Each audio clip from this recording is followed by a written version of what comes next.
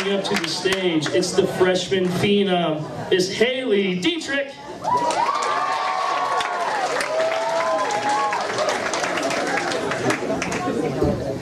Can everyone hear me? Yeah! Sick, I haven't failed yet.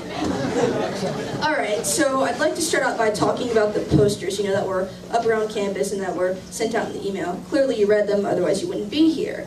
So the nickname that I got was Pumpkin Pie. I hate pumpkin pie, I think it's terrible. But, I understand the nickname because I'm sweet, I'm reliable, I keep it clean jokes-wise. I'm basically the Captain America of this joint, but like pre-Civil War. There is a difference, for those of you who have not caught up yet with the MCU, a big difference between pre- and post-Civil War Captain America. So anyway, I'm happy with this, kind of reputation, mostly because I know that my parents are going to be watching this set on YouTube later. That takes me back to the days of, middle and high school when they would bring in like some random guy to talk to the grade about internet safety, and like usually one of the first things that would be mentioned was like, he would be like, "Do you want your mother to see this?" Well. I'm really happy to have been accepted to Kenyon. It's just kind of the perfect place for people like me who spent childhood, wishing for a letter to Hogwarts, and then upon being denied that letter, spent adolescence just wanting to get off this superficial planet, while aggressively scribbling Blink-182 lyrics into a battered journal. Or wait, was that just me? Because if it was just me, then Jesus. I mean, we've really gotten to know each other tonight. I think I'll just skip ahead to the next part of the set before I humiliate myself further. So Christian said I'm from Hawaii. This is true. I really miss it, mostly because being out in the middle of nowhere is really weird. Because this is the first time in 11 years I've had to set my clock back, for daylight savings. And definitely the first time I've had to prepare for sub 30-degree weather. Like, why do you think I'm wearing all these layers? Life is very different in America. My, intellectual friends, and you know who you are, I see you. They call it not America.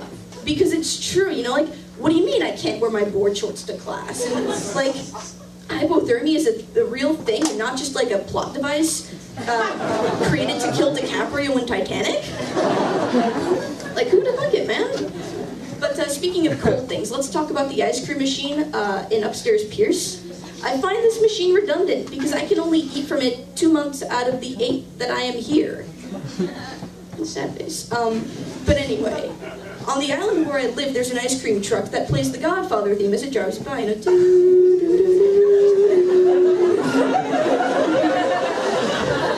This is disturbing on a number of levels, mostly because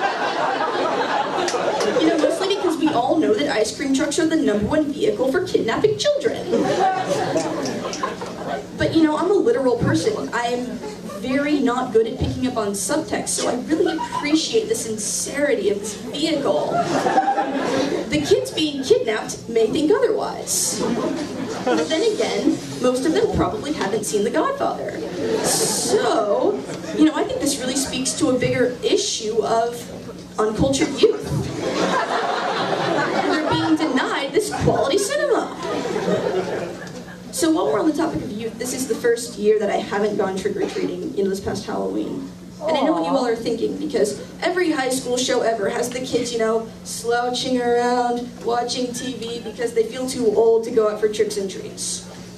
And yeah, when my friends and I have gone out these past few years, we have gotten looks that imply that we are well past our cuteness stage. But who else is as well are the occasional 40-year-olds who show up at our house with their kids, also wanting to get candy. Yeah, if that's not weird, I don't know what is. And then there's, the best part of Halloween is going through the candy bag at the end. This is a true story. So last year, my friend was, going through hers, and she pulls out this long, thick, twisted, kind of dirty-looking carrot that had clearly seen better days. Yeah, I mean, I can understand the people who want to take a healthy alternative and put like granola bars and pretzels into the candy bag, and I can even get behind like apples and toothbrushes if you really, really, really want to justify it to me. But carrots are a bit much. Just my 2 cents. The opposite end of the spectrum is the people who substitute candy for ramen noodles.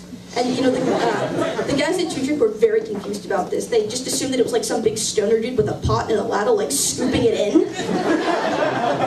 No, it's prepackaged, alright? We're weird in Hawaii, but we're not that weird, guys. Come on. But yeah, I mean, if I had known my relationship with ramen noodles was gonna like take an uprise this past year, I would have just stockpiled them all and brought them here. Because it's not like they expire or anything, you know? Nothing lasts forever except ramen. See, Mom? I am making friends. And speaking of friends, I consider all the people over here to be my friends at 2 Drink, except for the ones who tell dirty jokes. Oh, wait.